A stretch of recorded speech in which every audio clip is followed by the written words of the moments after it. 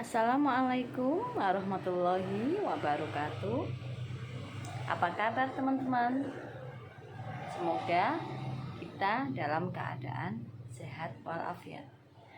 Pada kesempatan kali ini kita akan belajar tentang berkompetisi dalam kebaikan dan etos kerja. Marilah kita awali dengan membaca Bismillahirrohmanirrohim.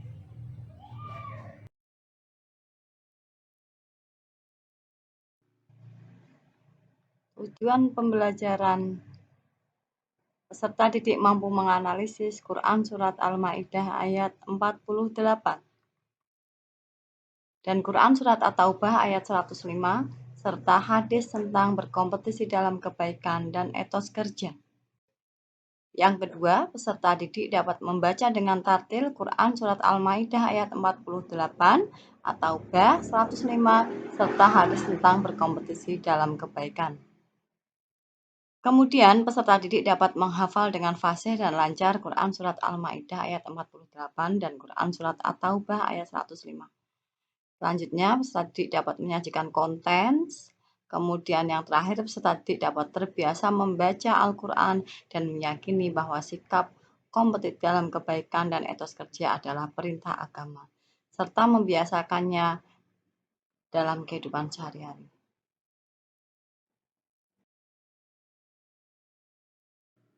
Marilah kita baca bersama-sama Quran Surat Al-Maidah ayat 48 tentang berkompetisi dalam kebaikan. A'udzubillahi minasyaitonirrajim. Bismillahirrahmanirrahim.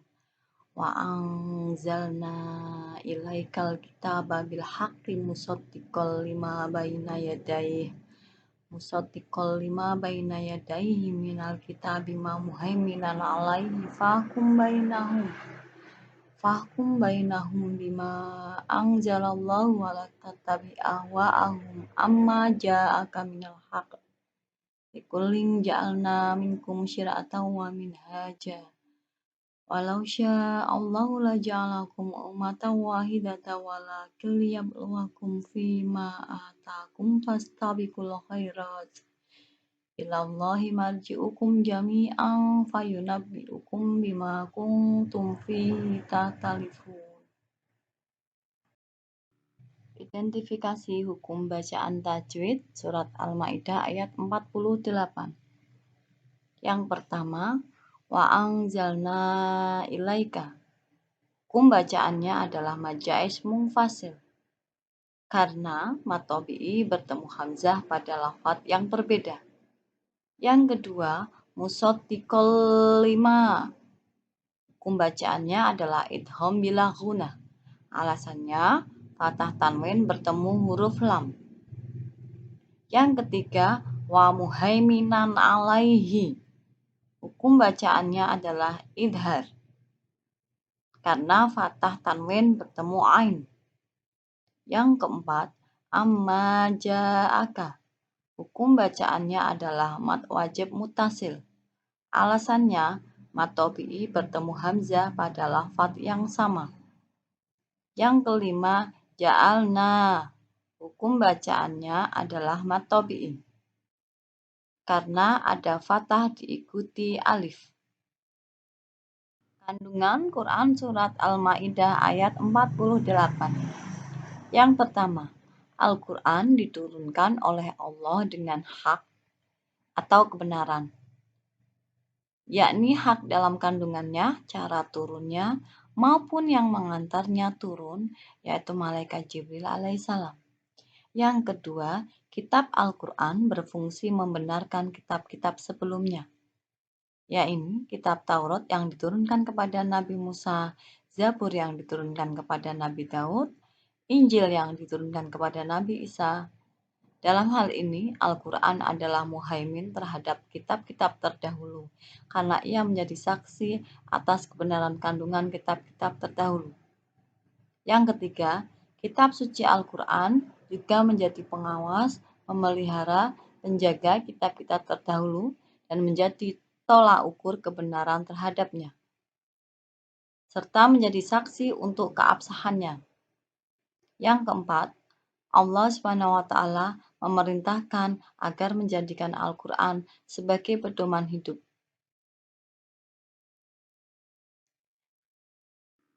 Terjemahan Quran Surat Al-Ma'idah ayat 48.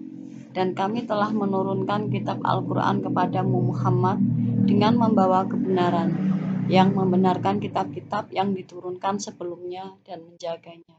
Maka putuskanlah perkara mereka menurut apa yang diturunkan Allah, dan janganlah engkau mengikuti keinginan mereka dengan meninggalkan kebenaran yang telah datang kepadamu. Untuk setiap umat di antara kamu, kami berikan aturan dan jalan yang terang. Kalau Allah menghendaki, niscaya kamu dijadikannya satu umat saja. Tetapi Allah hendak menguji kamu terhadap karunia yang telah diberikannya kepadamu.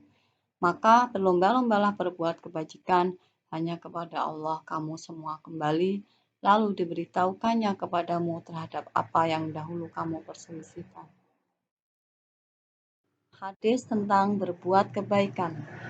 An Abi Hurairah radhiyallahu anhu anna Rasulullah sallallahu alaihi wasallam qala badiru bil a'mali sholihati fasatakunu fitanu kakito illailil mudlimi yusbihur rajulu mu'mina wa yumsi kafira wa yumsi mu'mina wa yusbihu kafira yabi'u dinahu bi'aradin minad dunya. Allahu Muslim.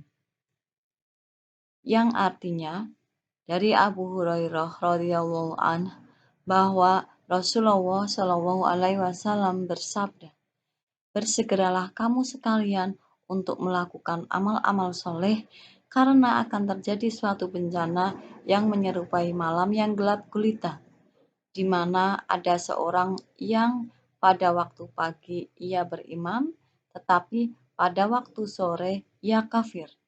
Pada waktu sore ia beriman, tetapi pada waktu pagi ia kafir. Ia rela menukar agamanya dengan sedikit keuntungan dunia. Menerapkan perilaku kompetisi dalam kebaikan dalam kehidupan sehari-hari. Yang pertama, mengawali dengan basmalah. Yang kedua, melakukan sesuatu dengan penuh semangat. Yang ketiga, menjaga konsistensi. Yang keempat, mempelajari ilmu yang terkait. Yang kelima, membiasakan bekerja sama. Yang keenam, mengamati, meniru, memodifikasi. Selanjutnya, Quran Surat At-Taubah ayat 105 tentang etos kerja. A'udzubillahi minasyaitonirrajim. Bismillahirrahmanirrahim. Wa qul i'malu fasayarallahu amalakum wa rasuluhu wal mu'minun. Wa saturadduna ila alimil ghaibi wa syahadati fayunabbi'ukum bima kuntum ta'malun. Tajwid Surat At-Taubah ayat 105. Yang pertama adalah wasayarallahu.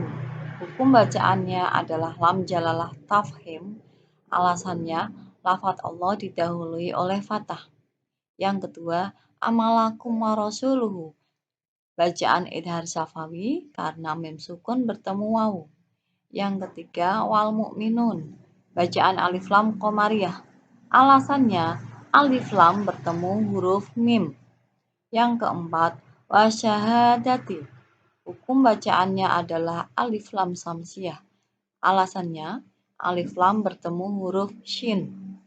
Yang kelima, bacaan fayunabbi'ukum bima. Dibaca Eva Safawi. Alasannya, mim sukun bertemu huruf ba.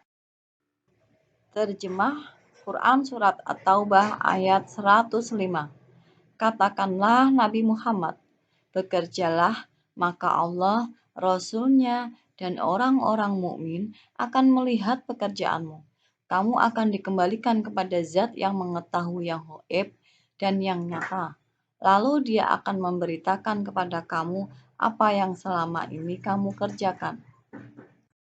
Isi kandungan surat At-Taubah ayat 105. Ayat ini mengajarkan bahwa umat Islam harus melakukan amal dan bekerja dengan ikhlas dan bersungguh-sungguh. Selain itu, Amal yang dilakukan juga tidak boleh bertujuan untuk riya. Amal yang dilakukan haruslah ikhlas karena Allah. Hadis tentang etos kerja.